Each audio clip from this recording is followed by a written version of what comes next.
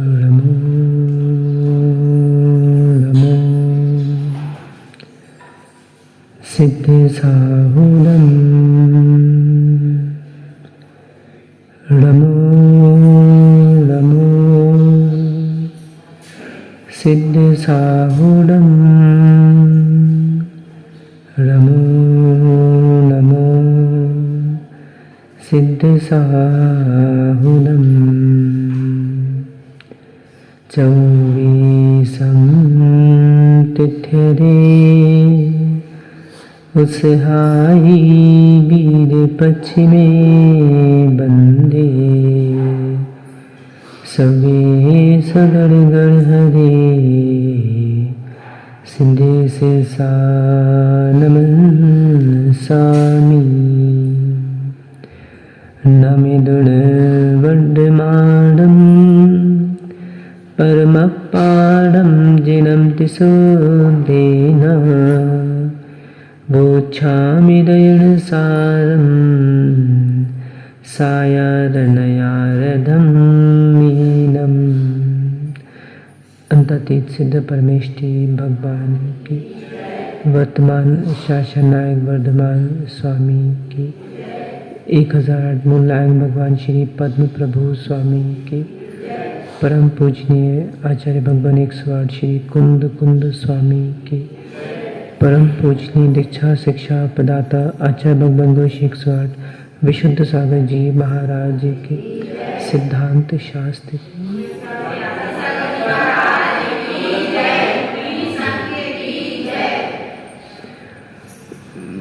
बंधु, हम सभी श्री पद्म प्रभु स्वामी के श्री चरणों में शिव श्री की प्राप्ति के लिए श्री जिन देशना का श्रवण कर रहे हैं।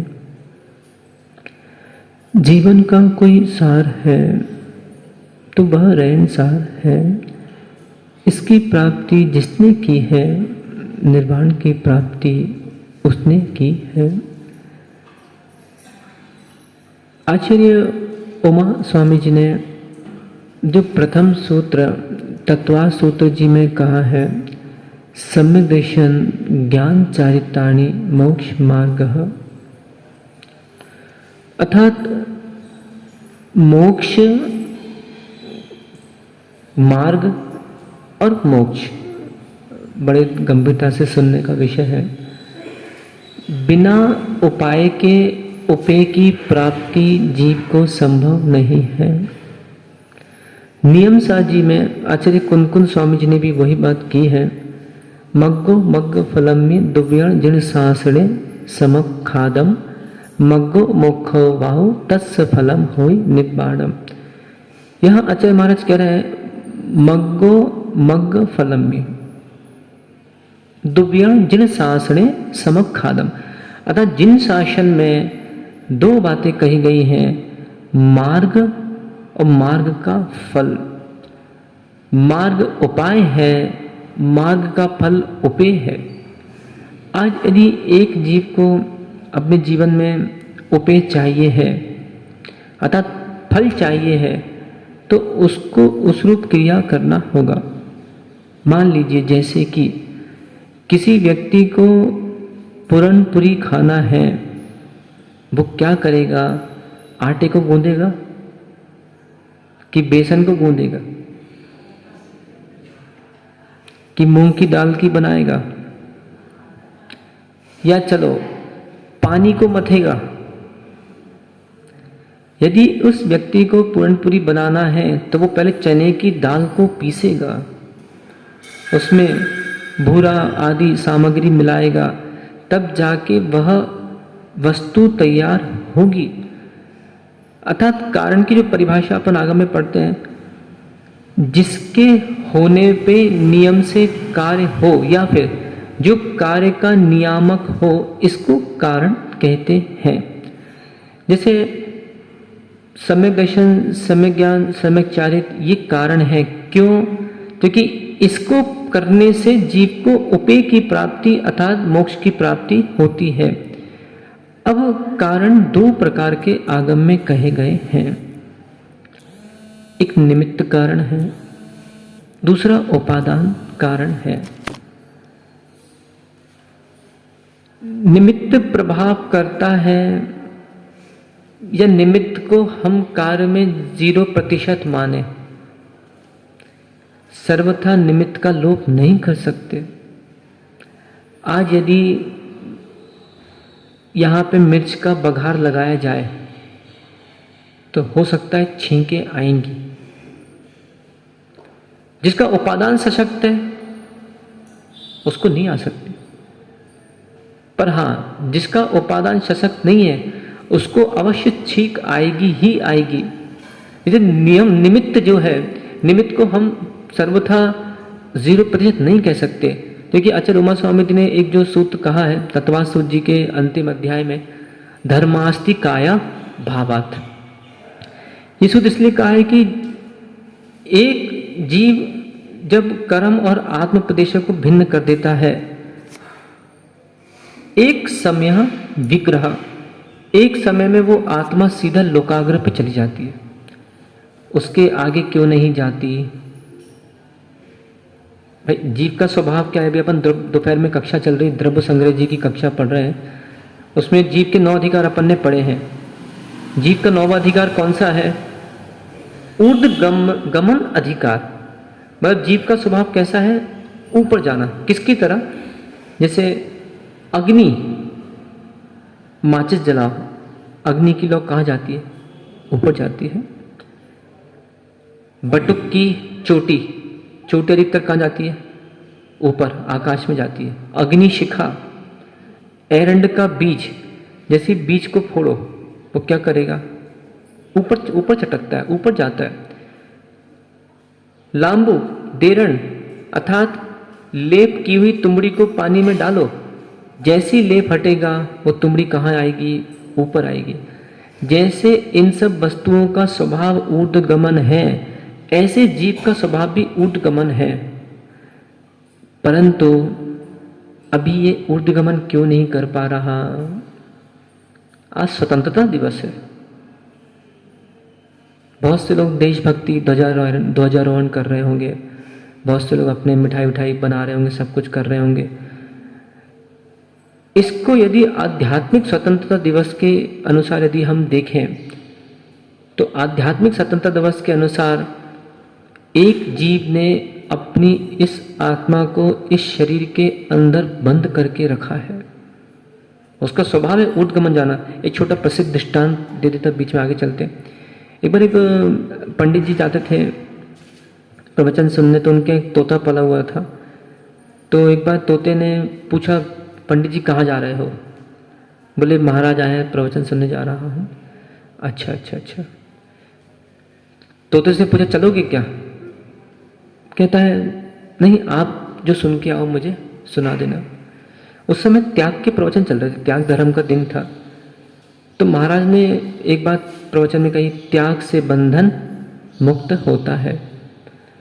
अब वो पंडित जी ने सुन ली और पंडित जी आए वापस, तोते पिंजरे में था। बोले हाँ हाँ, महाराज ने क्या प्रवचन दिया? महाराज ने कहा था त्याग से बंधन मुक्त होता है। तोते ने अपने मस्तिष्क में वो बात रख ली। त्योहार का समय था तो उसने क्या किया, खीर लाके तोते के पिंजरे में रखी। अब तोता खाई नहीं। पंडित जी बोले प्रतिदिन खाता था ये, आज इसको क्या हो गया? तो पंडित जी समझा रहे हैं कि खा लो खा लो खा लो। और जैसे ही नहीं खाई तो पंडित जी ने क्या किया, सोचा कि हो सकता है बीमार हो गया, मैं इसको छू के देखूं जरा कहीं बीमार तो नहीं है। और जैसे ही पंडित जी ने पिंजरा खोला, तोता उड़ गया और ऊपर जाके पेड़ पे बैठा है और कहता है क्यों पंडित जी? बोले तूने ये क्या किया? आपने तो कहा था त्याग से बंधन मुक्त होता है, मैंने खीर का त्याग कर दिया, आज मैं बंधन मुक्त हो गया।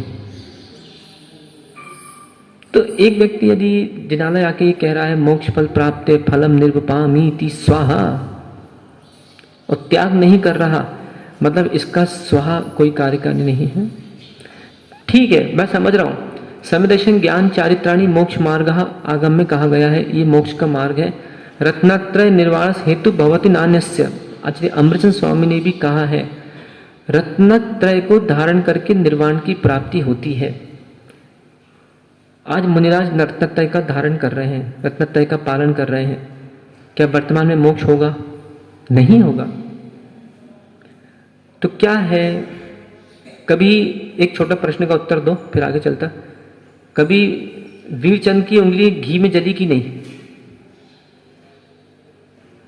कभी घी में उंगली जली कि नहीं जली?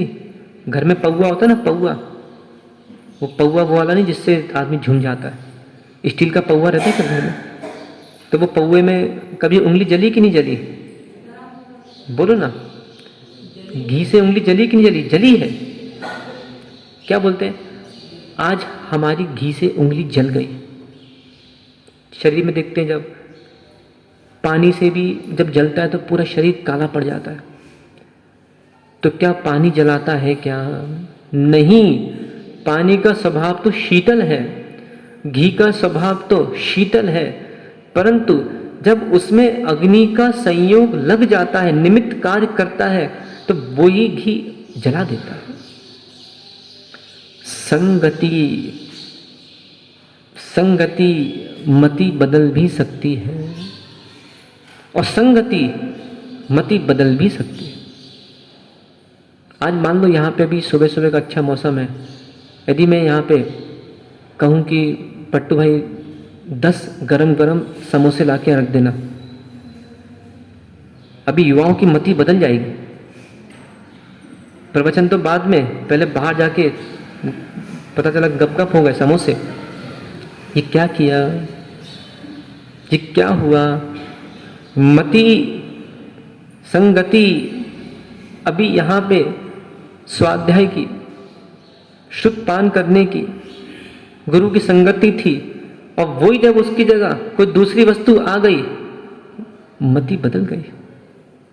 अभी मान लो किसी के सामने अभी भलुआ बनने लगे ना आटे का, या किसी का भी, अभी सुगंध जब आएगी ना, प्रवचन में मन नहीं लगेगा। अभी मैं समझ रहा हूँ, जो लोग जिनके घरों में अभी नाश्ता बनता है, जो भी, या जिनकी मम्मियों ने कहा होगा कि बेटा अभी तुम हुआ जब तक हम कुछ बना रहे हैं, उसको अभी से उसकी सुगंध आना प्रारंभ हो गई है कि घर जाके मुझे खाना है। ये क्या हुआ? निमित्त ने कार्य किया कि नहीं किया? अर्थात पूरी तरह जो पलट दे, उपादान यदि सशक्त नहीं है तो निमित्त कार्य करता है। आज यदि कमठ यहाँ पे उपसर्ग करने आ जाए, बिल्ली भाई, तो क्या करोगे? मान तुम्हारे पर कमठ उपसर्ग करे तो तुम क्या करोगे? ध्यान करेंगे, कहने के लिए है। घर में कोई गाली दे दे फिर ध्यान करो, घर में कोई ऊंची आवाज में बात करे फिर ध्यान करो। चलो एक नियम लो, चलो अगले 7 दिन तक, जो मुझे सुन रहे हैं, अगले 7 दिन तक जब भी कोई मुझसे कुछ कहेगा, जब मेरे भाव अशुभ होंगे, मैं हाथ पे हाथ रखकर 20 मिनट के लिए मौन ले लूंगा, ध्यान में मग्न हो जाऊंगा। ले सकता है कोई नियम? अजित कुमार ले सकते ये नियम? बहुत सरल है, मैं बता रहा हूं ना, कोई कठिन नहीं है। जैसे घर में किसी ने कुछ कहा, चाहे दुकान पे हो, दुकान पे मैं बाहुबली बन जाऊंगा। ठीक है, ठीक। अब बताओ, निमित्त करता कि नहीं करता? मैं समझ रहा हूं आज इतने सशक्त परिणाम नहीं है निमित्त। देखो, इतने सशक्त आज भाव नहीं है। आज दिगंबर मुनि किसी के घर में क्यों नहीं रहते? विचार किया है? आज दिगंबर मुनिराज जिनके साथ शेष गुण कभी पड़े होंगे, उसमें लिखा रहता है गद्दे तकिए पे नहीं सोते, तखत, तृण, शिला, काष्ठ आदि स्थानों पर वो विश्राम करते हैं। क्या कारण है? निमित्त प्रभाव करता है। निमित्तों से भगवान पार्श्वनाथ स्वामी जो थे, आज वर्तमान में कोई पार्श्वनाथ नहीं है। इसलिए ये भी कहा जाता है हित मित प्रिय। भाषा समिति की जब बात आती है मुनिराजों के लिए, हित मित्र प्रिय, कभी देखा है? ठीक है, एक दो ठीक है, कोई मुनिराज यदि शुद्ध बुंदेलखंड के हैं और इन्होंने कभी बहुत समय बाद दीक्षाएं ली हो, जो भी बात है, तो इनके मुख से कभी कभी तू तड़ाक की भाषा निकलती है। पर कभी देखा है मुनिराज तू तड़ाक की भाषा नहीं बोलते। एक भाषा का सौष्ठव, अन्य पुरुष में भाषा थोड़ी सी सौष्ठव नहीं आता। हाँ, मध्यम पुरुष में, उत्तम पुरुष में यदि कहोगे तुम, आप, अच्छा लगता है, तुम मैत्री में लगता है। तू तड़ाक की भाषा थोड़ी सी अच्छी नहीं लगती। बहुत से शहरों में तो घरों में खासकर माता पिता से भी तू करके बात की जाती, वो उनका कुल मिला के वैसी पद्धति ही वहाँ पे चली आई। परंतु यदि कोई सुनेगा तो वो भी अच्छा लगता है। माँ तू क्या कर रही है, कैसा लगता है, अच्छा लगता है। माँ तुम क्या कर रही हो, इसमें मधुरता है, भाव है। तो निमित्त जब प्रभाव करता है, कमठ ने पार्श्वनाथ स्वामी के ऊपर उपसर्ग किया, उनको निमित्त ने प्रभाव क्यों नहीं किया? जम्बू स्वामी जिन्होंने, एक ही तो हुए जिन्होंने शादी के दूसरे दिन दीक्षा ले ली थी, कौन था, कौन थे? जम्बू स्वामी। इन्होंने अपनी माँ से कहा था कि देखो मेरी शादियां मत करो, कोई सार नहीं है। तो माँ ने सोचा कि 4-4 कन्या, 5-5 कन्या जिसके सामने होगी अब वो हिले नहीं, ऐसा कैसे संभव है? परंतु जम्बू स्वामी, आज के समय में जम्बू स्वामी नहीं है, पर जम्बू स्वामी जो थे, शादी के बाद भी माँ ने 4-4, 6-6 कन्याएं छोड़ दी और बाहर खड़े होकर तमाशा देख रही। कन्याएं अपनी जो उनकी स्त्रियां जिनसे शादियां करी थी, बहुत हाव भाव दिखाए और कहा भी था कि यदि मैं रात को इधर उधर नहीं हुआ, सुबह दीक्षा ले लूंगा। है कोई जम्बू स्वामी, यदि कोई करना चाहता हो तो छोड़े उसके ऊपर। वीरचन आ रही है अंदर से आवाज। महाराज जम्बू स्वामी पुराने जमाने में, हम तो जम्बू स्वामी नहीं, हम तो अब क्या बोले, क्या कहें, कोई बात नहीं, ठीक। तो यहां मैं ये कहना चाह रहा हूं कि निमित्त सशक्त होता है, उपादान सशक्त नहीं है तो जीव पलट जाता है। और जहां उपादान सशक्त है वहां पे जीव स्थिर रहता है। जैसे बिल्ली भाई ने बताया ना कि कोई हमारे को उपसर्ग करे तो मैं ध्यान करूंगा, पार्श्वनाथ नहीं, पर फिर भी अभ्यास करो, अभ्यास बढ़ाओ। इतना चलो अभ्यास करो, आज से भली चलो थोड़ा बहुत अभ्यास करो कि जब तीव्र कषाय आएगी 5 मिनट का मौन लूंगा।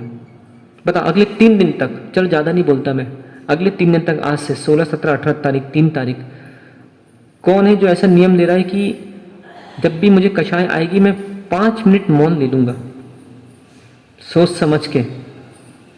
क्योंकि जब तूफान आता है, जब तूफान आता है अच्छे अच्छे बह जाते हैं। जब बीन बजती है ना तो सांप भी निकल आता है। जब घरों में एक ने भी बीन बजा दी तो जितने सांप हैं सबके सब निकल आते हैं डसने के लिए। ये बीन का प्रभाव है। नहीं, अभ्यास बढ़ाओ। देखो अभी से अभ्यास रहेगा तो कम से कम ये अभ्यास आगे कार्यकारी होगा, संस्कार बने रहेंगे। तो पार्श्वनाथ स्वामी इतने तटस्थ थे, कमठ कुछ नहीं कर पाए। यहां पे ये मैं बातें इसलिए यहां पे कह रहा हूं कि जो आचार्य महाराज वर्तमान के मनुष्यों की व्याख्या कर रहे हैं, कष्टी, नष्टी, पापिष्ठी, ऐसे वर्तमान के मनुष्य हैं। वर्तमान में इतनी सेनन नहीं है। हाँ, इतनी अवश्य वर्तमान में इतनी सेनन तो है कि बिना पंखे के, बिना कूलर के, बिना एसी के जीवन यापन कर सकते हैं। श्रावक भी अपने जीवन में बिना अभक्ष्य सेवन करे रह सकते हैं। गाजर, मूली, आलू आदि आदि। ठीक है, कभी कभी मैं समझता हूँ कभी धोखे से खाने में आ गया तो बात दूसरी है, पर जिसका नियम सशक्त है उसको धोखे से खाने में भी नहीं आता। तो क्या कह रहे हैं आचार्य हमारे यहाँ पे? पापिष्ठा। कल अपन देखा था रट्ठा दुट्ठा कट्ठा पापिट्ठा, ये सब क्यों हुआ? उपादान अभी सशक्त नहीं है। जीव और कर्म को, अब थोड़ा सा लेश्या के बारे में मैं बताना चाह रहा हूं यहाँ पे। जीव और कर्म का जो संबंध करा दे इसका नाम लेश्या है। बड़े ध्यान से सुनना, अपनी अपनी लेश्या देखना मेरी कौन सी लेश्या है। जीव और कर्म का संबंध करा दे या जो आत्मा को कर्मों से लिंपन कर दे, इसका नाम लेश्या है। वो कौन है? मिथ्यात्, अविरति, कषाय और योग को लेश्या कहा गया है। पुनः सुने, मिथ्यात्, अविरति, कषाय और योग को लेश्या कहा गया है। ये क्या करती है? जीव को कर्म से लिंप करती है, लिंपति, पोतती है, लिपापोती करती है। जैसे देखा, माप, थर्मामीटर लगाते हैं तो माप आता है। ऐसे जीव के क्रिया को, जीव के भावों को देख के समझ में आ जाता है कि इस जीव की कौन सी लेश्या चल रही है। लेश्या के वैसे हम भेद करें तो दो प्रकार की लेश्या आगम में कही गई हैं। एक का नाम द्रव्य लेश्या, दूसरे का नाम भाव लेश्या। एक जीव ने जो द्रव्य लेश्या प्राप्त की, द्रव्य लेश्या से अपने क्या ग्रहण करना है? नाम कर्म के उदय से जो जीव को शरीर प्राप्त होता है इसका नाम द्रव्य लेश्या, यानी शरीर का रंग। देव और नारकी की जब हम बात करते हैं तो देव नारकियों की जो द्रव्य लेश्या है वो ही भाव लेश्या होती है। शेष जीवों में परिवर्तन, तारतम्यता उसमें आती रहती है। किसी का रंग कृष्ण है, काला, किसी का श्वेत, किसी का कुछ। तो एक बार जिसने द्रव्य लेश्या प्राप्त की, जीवन पर्यंत उसकी वही लेश्या बनी रहती है, उसमें किसी प्रकार का परिवर्तन नहीं आता। भाव लेश्या जब अपन देखते हैं तो भाव लेश्या 6 प्रकार की होती है। कभी स्वयं ने देखा होगा, कभी बहुत तेज गुस्सा आता है, मन करता है सामने वाले को मैं जान ले लूं, होता है। इसको बोलते हैं कर्म का उदय आ गया, औदैहिक भाव। कभी कभी थोड़ा गुस्सा कम आता है, लगता है चलो कुछ देर में ये गुस्सा चला जाएगा। तो इसके भी बहुत से भेद किए गए हैं। जैसे देखें परिणामों की दशा, तीव्रतम, तीव्रतर, तीव्र, मंद, मंदतर, मंदतम, तीव्रतम, तीव्रतर, तीव्र, मंद, मंदतर और मंदतम। तम से ग्रहण करना है हमको बहुत कम, अल्प, कम कषाय। जिस जीव की कषाय अल्प है या जिस जीव को तीव्र कषाय आती है और क्षण भर में उपशम भाव हो जाता है, वो समझना अभी मैं सम्यक दृष्टि हूं। और जिस जीव की कषाय तीव्र है और बहुत दिनों तक, पता चला 6-6 महीने बीत गए, साल भर बीत गए और कषाय के अंश नहीं जा रहे, समझना अभी मेरा गुण स्थान गिर चुका है। यदि बदले की भावना 6 माह के ऊपर चली गई तो पट्टू भाई अभी मिथ्यात गुण स्थान में गया जीव। परिणामों को तुरंत बदलना होगा। कृष्ण लेश्या जैसे भौरे का रंग होता है, उस रंग की कही गई है। नील लेश्या जैसे मोर के कंठ पे नीला वर्ण रहता है, या नीलमणि के जैसा नील लेश्या कही गई है। कबूतर के जैसा कापोत लेश्या कही गई है। पीत, स्वर्ण के रंग के जैसा पीत लेश्या कही गई है। पद्म अर्थात कमल का जो रंग होता है वैसे रंग की पद्म लेश्या कही गई है। शुक्ल, शंख के समान श्वेत, शुक्ल लेश्या आगम में कही गई है। ये कहलाती है भाव लेश्या। ये जीवों के बदलती रहती है। 1 से चतुर्थ गुण स्थान तक ये 6 लेशाएं पाई जाती हैं। नरक गति में 6 लेशाएं चारों गति में पाई जाती है। अब बात यहाँ पे ये आ रही है कि जो व्रती बन गए इनकी शुभ लेशाएं होती हैं। अब देखिए इनके परिणाम देखते जाए। कृष्ण लेशा वाला, कल मैंने एक छोटा सा दृष्टांत दिया था, उसको पुनः दोहरा लेते हैं। 6 व्यक्ति कहीं रास्ते में जा रहे थे, उनको भूख लगी, उन्होंने खाने का विचार किया। पेड़ में फल लगे थे। एक व्यक्ति क्रूर था, वो कहता है कि पेड़ को जड़ से उखाड़ दो। दूसरा व्यक्ति कहता है कि जड़ से क्यों उखाड़ते हो, एक काम करो तना काट लो, अपन फल खा लेंगे जो गिरेगा। तीसरा कहता है तना को क्यों काटते हो, डाली काट लो। चौथा व्यक्ति कहता है डाली क्यों काट रहे हो, अपन को तो फल से मतलब है, एक काम करो गुच्छे निकाल लो, गुच्छे में से खा लेंगे। तो चौथा बोलता है, पांचवा बोलता है कि गुच्छा क्यों निकालते हो, उससे हो सकता है कच्चे फल भी निकल जाए, कच्चा फल अपन खाना नहीं चाहिए, एक काम करो पके फल निकाल लो। छठवा बोलता है काय को तो करते हो, अभी थोड़ी देर रुको तो, अब भी आंधी आएगी, हवा चलेगी, कुछ ना कुछ फल गिरेंगे, अपन उठा के उसका सेवन कर लेंगे। 6 व्यक्तियों को सेवन करना है।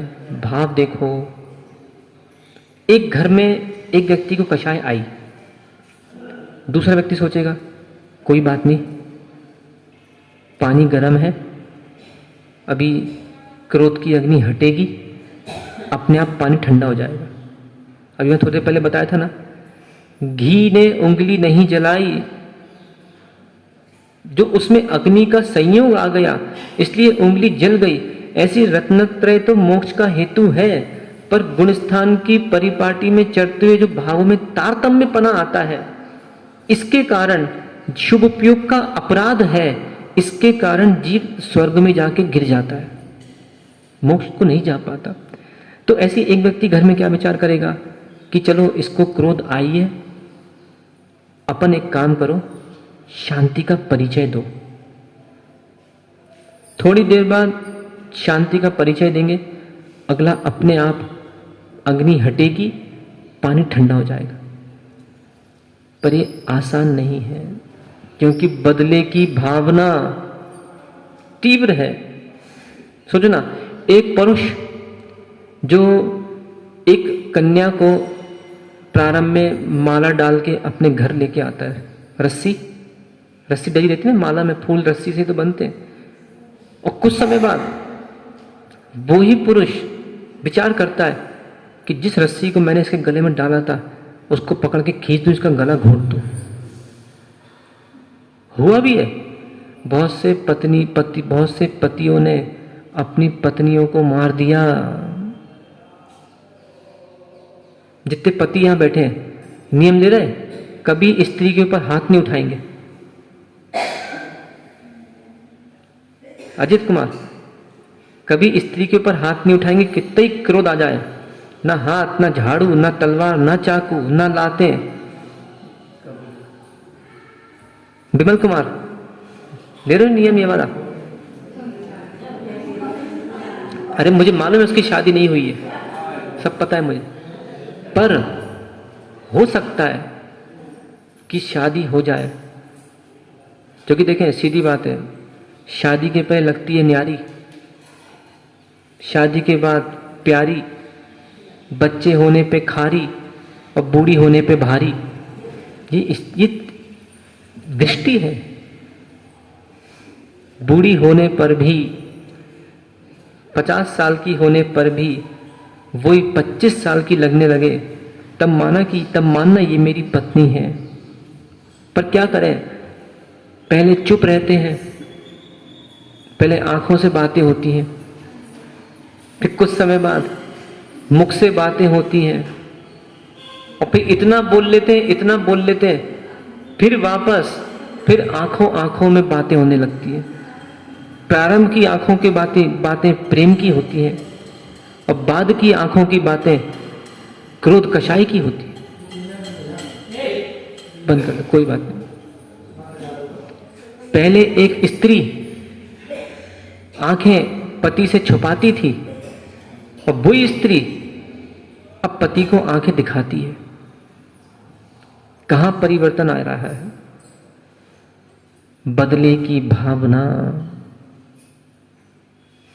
या वही तो बता रहा हूं, कृष्ण लेश्य वाले के जो परिणाम होते हैं वो कैसे होते हैं? क्रोधी, जिसको क्षण क्षण में मन करे मैं इसकी यहां बिदा दूं, मैं उसकी वहां बिदा दूं, मैं उससे इसका झगड़ा करा दूं, ये कृष्ण लेश्य वाले जीव के परिणाम हैं। जिसका मन करता है कि चलो वो लड़ते रहे, जिसको कभी देखा ना, जैसे नारद होते, नारद, ऐसे महवा में भी नारद तो होंगे, 2-4 नहीं है, बहुत होंगे नारद महवा में भी, जिनका काम क्या, कलह प्रिय। पता चला कि स्वयं को कोई बात समझ में नहीं आई, जाके उनने दूसरे से कह दी, काहे का हो रहा हो, ऐसो कर रहे थे। इसने क्या किया? इसने आग में घी डाल दिया। ये चाहता तो बोल सकता था चल कोई बात नहीं, छोड़ो, शांति से इसको अपन निपटा देते हैं, पर इसकी तो कृष्ण लेश्या है ना, इसको शांति पसंद ही नहीं है। कहां पसंद थी सोचो। अब देखो ना, नारद जी को जब वो रुक्मणी के पास गए थे, मतलब इधर सत्यभामा के पास जब वो गए थे, तो उसने सम्मान नहीं किया। किसने? रुक्मणी ने ना। सत्यभामा सम्मान नहीं किया। इतने में ही वो तड़प गए, किसने मेरा सम्मान क्यों नहीं किया गया? तो भैया नहीं किया तो कोई बात नहीं, धीरे से निकल जाते, इतना बड़ा युद्ध रचाने की क्या आवश्यकता थी? इन्होंने जाके रुक्मणी के पास पहुंच गया, श्री कृष्ण को रुक्मणी का चित्र दिखा दिया। अब बेचारे श्री कृष्ण, तो श्री कृष्ण को जम्बू स्वामी तो थे नहीं, श्री कृष्ण थे। चित्र देख के चारित्र गया, बस उधर युद्ध हो गया। उन्होंने जाके वहां किया, उनकी बुआ भी चालाक होती है, ध्यान रखना, बुआओं से बच के रहना अपने घरों में। हाँ, ये बुआ मामा ये बहुत चिपड़े रहते हैं, बहुत चालाक होते हैं ये। इसकी बुआ ने क्या किया था मालूम है? रुक्मणी की बुआ ने, शिशुपाल से उसकी शादी होना थी, तो इसकी बुआ ने दासी के थ्रू, दासी के भिजवा के खबर भिजवा दी कि श्री कृष्ण को बोल दो कि रुक्मणी का अपहरण करके ले जाए, क्योंकि महाराज ने घोषणा भी कर दी थी एक मुनिराज ने कि इसकी शादी श्री कृष्ण से होगी। तो ये होती है बुआ, बहुत चालाक होती है ये। और ये जो मामा होते हैं ना, ये मामा भी कम नहीं है। मामा कब जाके आदमी को डस ले कोई भरोसा नहीं, ऐसे भी मामा है डसने वाले। हालांकि मामा प्रिय होते हैं, ये कहा जाता है कि बच्चों के प्रिय मामा, कोई कुछ लाए चाहे ना लाए, पर मामा जरूर टाफी गोली बिस्कुट ला के कभी दे दे। पर कुछ मामा बड़े खतरनाक रहते हैं। तो यहां ये कहना चाह रहे हैं कि बदले की भावना, यदि ऐसा भाव है तो समझना अभी कृष्ण लेश्या के परिणाम चल रहे हैं। बदल भी सकते हैं, कोई बहुत बड़ी बात नहीं है। कभी समाजों में भी कोई चर्चा हो, कोई बात हो, तो हमेशा प्रयास करना पानी डालने का, घी डालने का प्रयास मत करना। घी डालने का प्रयास करोगे तो कोई तुम्हें नारद कहे चाहे ना कहे, पर तुम्हारे परिणाम स्वयं कहेंगे कि मैं नारद हूं। इससे सामयिक क्या करो, मैं नारद हूं, दूसरों को बिदाता हूं, मजा लेता हूं। विचार करो।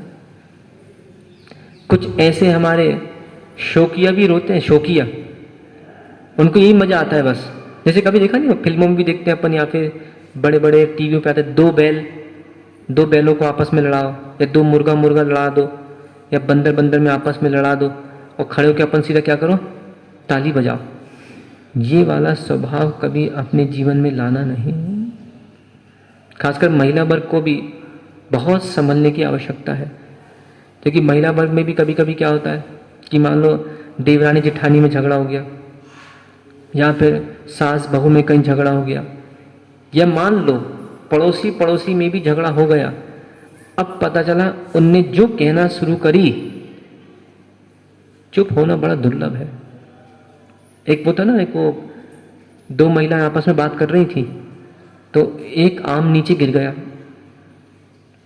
और मौसम था नहीं उसका पकने का। तो किसी तीसरे ने पूछा कि आम तुम कैसे गिर गए, अभी तो मौसम भी नहीं तुम्हारा पकने का। बोले इनकी बातें सुन सुन के पक गए, जय के कारण नीचे गिर गए हम। तो ये स्थितियां, यदि कृष्ण लेश्या के जो परिणाम होते हैं, ये परिणाम बैरी के होते हैं।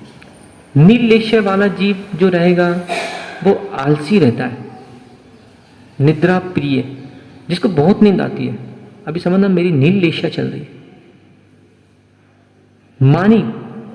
मानी रहेगा ये नील लेश्या वाला, इसको मान बहुत तीव्र मान आता है इसको, इसके भाव नहीं होंगे।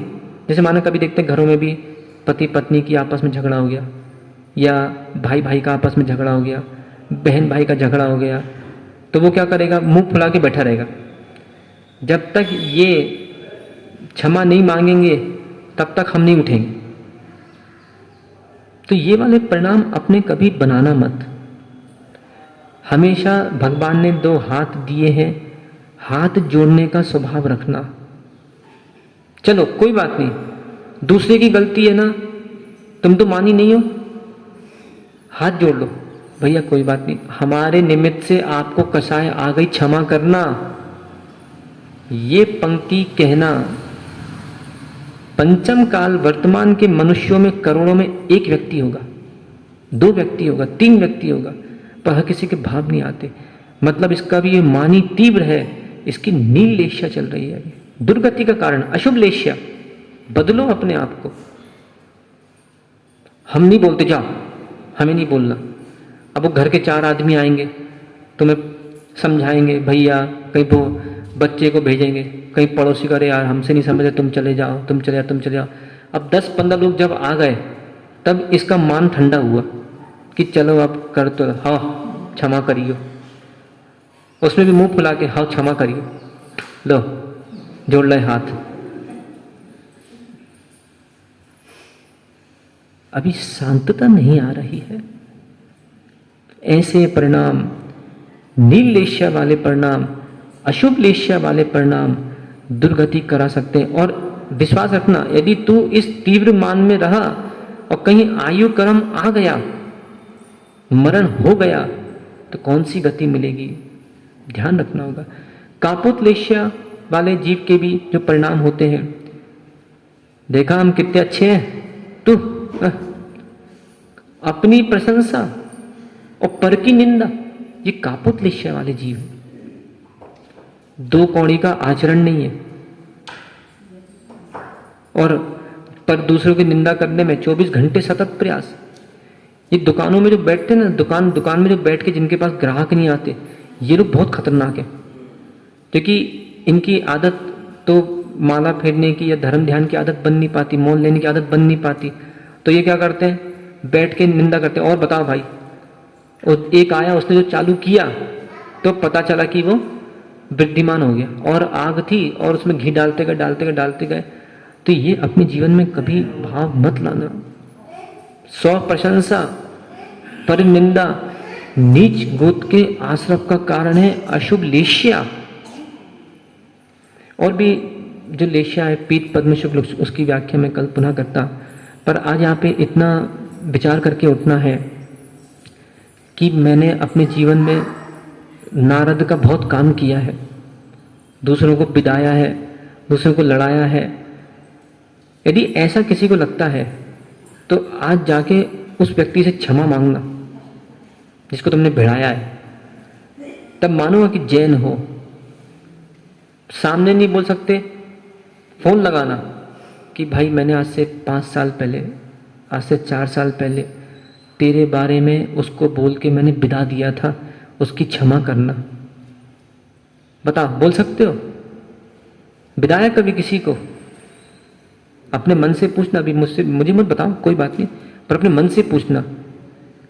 दूसरा कि अरे मैंने कभी तीव्र मान में आके, मुझे घंटों घंटों लोगों ने मनाया है, तब जाके मैं माना हूँ, हे पद्म प्रभु स्वामी, ये स्वभाव अब मैं छोड़ दूँ, ऐसी मुझे शक्ति देना।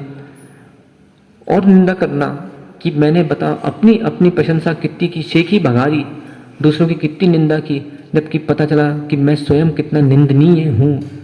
और अपने बारे में एक शब्द मैं नहीं कहता, दूसरों के बारे में 24 घंटे कहता हूँ। हे भगवान, ऐसी शक्ति दो, अपने बारे में कहना प्रारंभ कर दूँ, अपनी निंदा आलोचना करना प्रारंभ कर दूँ। और यदि ऐसे भावों को संभाल के रखा तो अवश्य जीव रक्षा होगी और निर्वाण की प्राप्ति हो जाएगी। रक्षा करो जीव की रक्षा करो, रक्षा करो जीव की रक्षा करो, रक्षा करो जीव की रक्षा करो। यदि नहीं की रक्षा जीव की तो चलती रहेगी दुकान। कर्म अजीब की भगवान आदिनाथ स्वामी की।